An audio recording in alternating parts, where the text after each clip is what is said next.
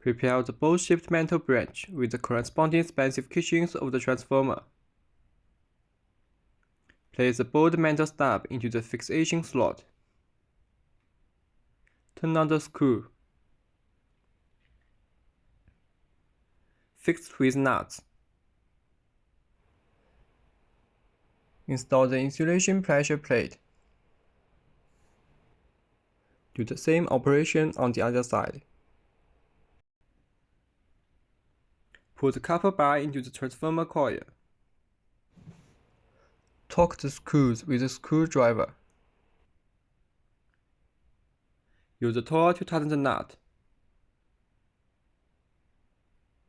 Fix the transformer on the copper strip. Connect the transformer S1 port to the engine meter IA port and the transformer S2 port to the engine meter IA port. You can feel the output induction current of the transformer through the engine meter.